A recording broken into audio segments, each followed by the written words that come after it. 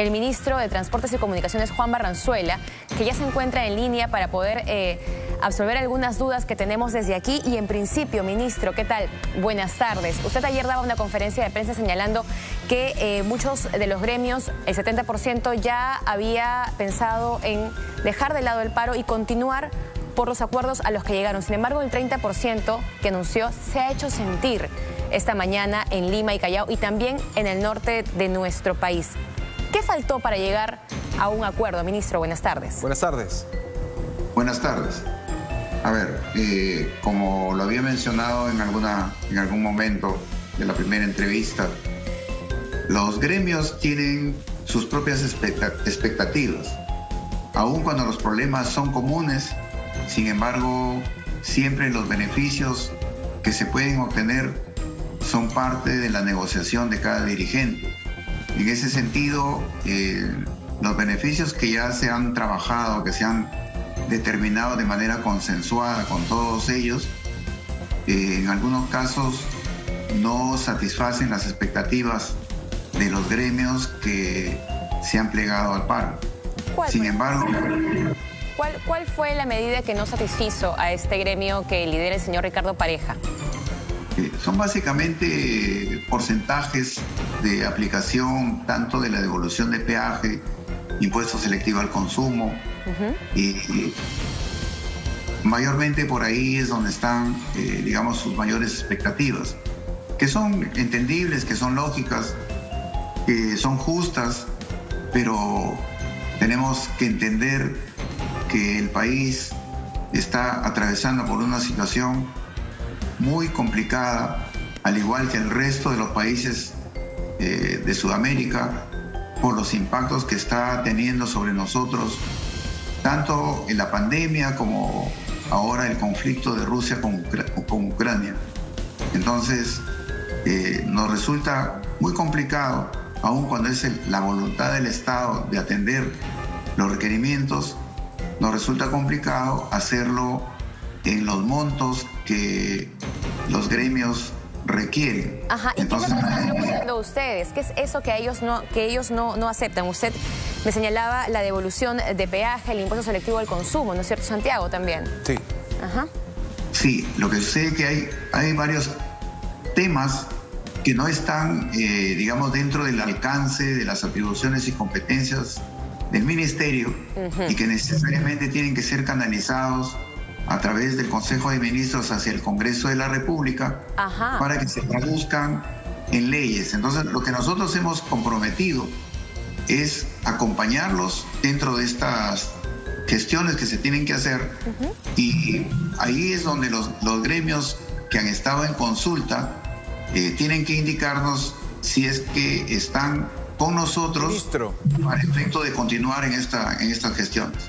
Sí, ministro, yo quiero hacerle la consulta de por qué se esperó tanto a conversar con los gremios, a obtener por lo menos un acuerdo, porque la sensación que teníamos anoche era de muchas más dudas que certezas. Por un lado, ustedes decían que el 70% no iba a acatar, y lo que vemos hoy es que quizá en la mañana comenzó suave, pero han ido reduciéndose los números de buses que circulan por la ciudad, y en el interior del país también el paro se está acatando de manera parcial. ¿Cree usted que hubo una lenta reacción de parte de las autoridades? Porque la verdad que hasta anoche no teníamos una claridad respecto a cómo iba hoy a desarrollarse esta paralización. No, en realidad quizá la visión podría interpretarse de esa manera, pero nosotros como sector, desde que se ha iniciado la gestión de este despacho, hemos trabajado directamente con los gremios. Ni siquiera estábamos pensando en una eventualidad de un paro, sino que lo que sabíamos era que existían múltiples pedidos que estaban y compromisos que estaban embalsados desde el año pasado y de este año. Hemos elaborado una matriz donde hemos anotado absolutamente todos los acuerdos que estaban pendientes de atención, y hemos comenzado a trabajarlo con los equipos técnicos. En este interín de trabajar, porque tenemos 3 distintos niveles de trabajo dentro del sector transportes, dadas las modalidades, es que hemos ido evolucionando en el trabajo con ellos y hemos pasado incluso por la parte de transporte de carga. Y a último hemos tenido el trabajo justamente con los transportistas urbanos, y al comenzar a trabajar en esto, claro, fue coincidente con el anuncio del paro que hicieron. ¿Y qué va a pasar, ministro, con los transportistas de carga pesada? Porque ya tenemos más de una semana de esa paralización y la preocupación es que no empiecen a ingresar los alimentos, por lo menos a la capital, y tenemos una situación allí también de inflación que ya llega al 9%. Entonces, como que todos los factores terminan complicando el panorama, sobre todo para los que pueden estar viéndonos a esta hora desde sus casas, ¿no? Sí, precisamente lo que nosotros queremos al enviar estas notas al país es indicarle que como gobierno nosotros estamos haciendo todos los esfuerzos posibles a efecto de atender los requerimientos que se tienen a través de la caja fiscal. Pero también sabemos que la situación económica internacional nos está impactando y nos está afectando sobremanera, porque no solamente el problema está en la parte de transportes, sino en la mayoría de las actividades que están afectadas por esos conflictos internacionales.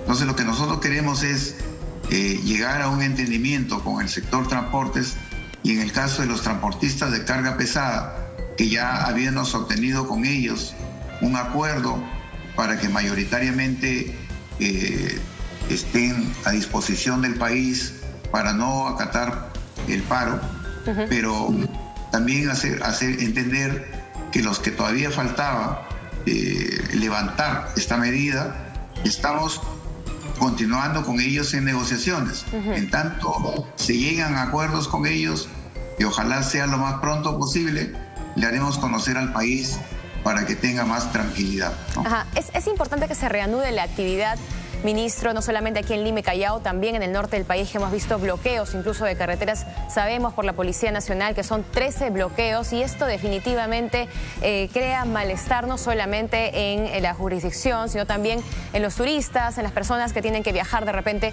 por alguna necesidad eventual o por trabajo. Usted mencionaba que ya se estaban comunicando o iban a trasladar estos pedidos hacia el Congreso de la República porque era necesario que se apruebe justamente en el Parlamento. Por favor, ¿podría concretar estas ideas, o mejor dicho, detallar estos puntos que se van a llevar al Congreso y de cuánto tiempo estamos hablando? Porque en tanto van a continuar entonces las protestas, las manifestaciones o los paros. Bueno, yo creo que es evidente que la gran mayoría de los transportistas de las diferentes modalidades han entendido que por parte del Ejecutivo, a través del Ministerio de Transportes, Ministerio de Economía y Finanzas, Ministerio de Energía y Minas, la propia PCM, hemos cumplido en la parte correspondiente de la formulación de los proyectos de ley.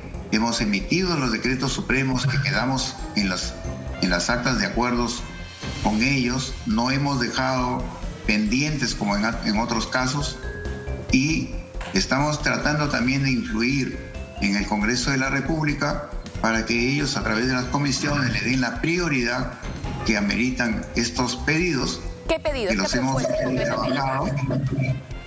Bueno, en realidad hemos alcanzado proyectos de ley para diferentes conceptos, licencias de conducir, impuesto selectivo al consumo. Lo que estamos haciendo ahora es ampliarlo al transporte urbano, pero ya lo habíamos alcanzado anteriormente para transporte de carga. Hemos trabajado también con el Fondo de Estabilización. En realidad son diferentes proyectos que han ido caminando y se han ido presentando al Ejecutivo. Pero para y ahora estamos Pero para transporte urbano, ¿están hablando solamente del impuesto selectivo al consumo entonces? No, para el caso del transporte urbano estamos incorporando, por ejemplo, el beneficio económico a través de los prestadores de servicio de transporte regular de personas, ¿no? Donde estamos planteando el beneficio económico del peaje, de hasta el 40% por 4 meses. Subsidiarlo. Estamos subsidiarlo.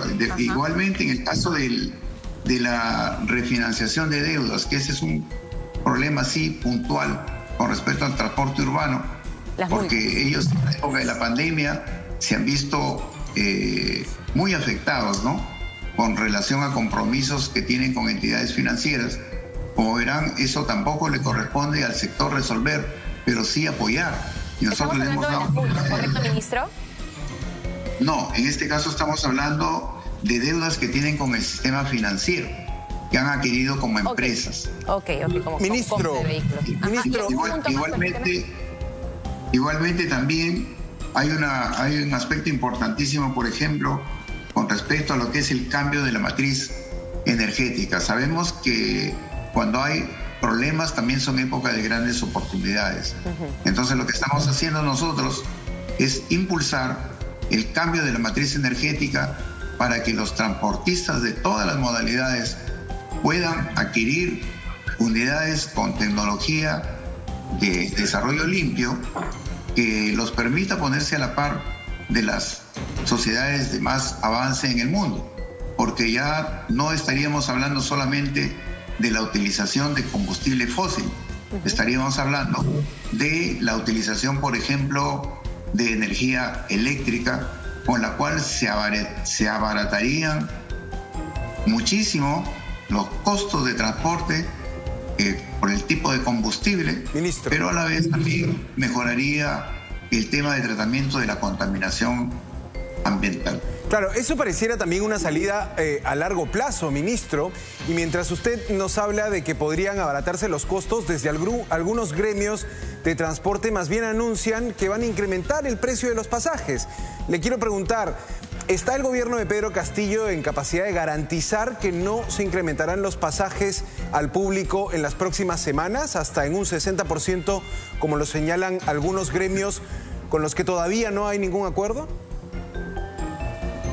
Bueno, en principio habría que entender que lo que nosotros estamos haciendo con las medidas económicas que se están proponiendo es aminorar el impacto precisamente de estas diferencias notorias que se dan en los costos del combustible, que impactan directamente también en el costo de los pasajes. Estamos trabajando precisamente estas fórmulas para que permitan que ese impacto sea menor. Sin embargo, no es cierto que son programas de largo plazo el cambio de la matriz energética, porque la tecnología ya existe en el mundo. Es más, en Europa ya se fijó una fecha tope de producción de unidades de transporte que usen combustible fósil. Lo que sucede es que nosotros más bien nos hemos quedado en el tiempo, no hemos tomado en el momento oportuno, porque ya hubiéramos avanzado en esto, en el cambio de la matriz energética, pero en ese momento sí lo estamos haciendo. Pero en el tema de los pasajes, ministro, pero en el tema de los pasajes, ¿es inminente entonces un incremento de los pasajes? Por el momento, hasta donde tenemos los cálculos, nosotros deben mantenerse el precio de los pasajes, el precio porque esto depende más de los transportistas, y es con ellos que estamos trabajando estas fórmulas de entendimiento. Ministro, para ir concluyendo con la entrevista, sabemos que tiene usted la labor bastante, o la jornada bastante agitada durante las siguientes horas, porque continúan, me imagino, las conversaciones con los gremios. Ha conversado con el titular de Trabajo, quizá porque se han registrado, como hemos visto por la mañana, varios contratiempos en los pasajeros que no han podido llegar quizá a la hora puntualmente a su centro de labores. ¿Se les va a dar algún permiso post, digamos, evento que ha sucedido por la mañana? Sí, efectivamente, y le agradezco por la pregunta. Nosotros estamos coordinando multisectorialmente, porque este es un problema que atañe a varios sectores, incluso también en el caso de educación, donde se han presentado problemas de falta de unidades para el desplazamiento y asistencia a clases. Esto se está trabajando a nivel de cada sector para otorgar las facilidades que corresponden. Es decir, no va a haber descuentos, o no tendrían que haber descuentos a las personas que han llegado tarde hoy día quizá a su centro de labores. Por supuesto que no, porque debería haber dos cosas. Una, la tolerancia por un lado, y la otra, en el caso de que por alguna razón haya sido no posible que puedan asistir, definitivamente no deben haber descuento. En el caso de los escolares, las inasistencias, ¿cómo se van a manejar? De acuerdo a lo que indica el ministro, va a tener que implementarse un programa para recuperación. Es un poco complicado en realidad. Estas son las cosas que a veces no se miden o son como efecto colateral, son daños que son irreparables porque salimos de una pandemia y sabemos perfectamente que nuestros hijos, nuestros hermanos, los que asisten a los centros educativos se vieron impedidos de hacerlo, entraron en virtual, pero eso nos ha quitado mucha velocidad, nos ha hecho un daño muy fuerte en cuanto a lo que corresponde al avance que deberían tener los estudiantes. Y ahora que estamos reajustando, entrar en este tipo de problemas como que los que se están dando, definitivamente pues es muy preocupante, pero el sector está trabajando para ver de qué manera puede mitigar estos impactos. ¿Para cuándo se aproxima la reunión siguiente con el gremio justamente que ha parado de transporte urbano? Gracias por la pregunta. Estamos en este momento precisamente trabajando con ellos. ¿Están en reuniones constantes entonces? Sí, estamos en reuniones constantes aquí en la sede del Ministerio de Transportes. Muy bien. Bueno, por mi parte... Sí, estamos. Perfecto. Ministro, muchas gracias. Gracias, ministro. El ministro de Transportes y Comunicaciones, Juan Barranzuela, ha tenido la gentileza de atendernos a esta hora en Latina Noticias, edición del mediodía. Y justamente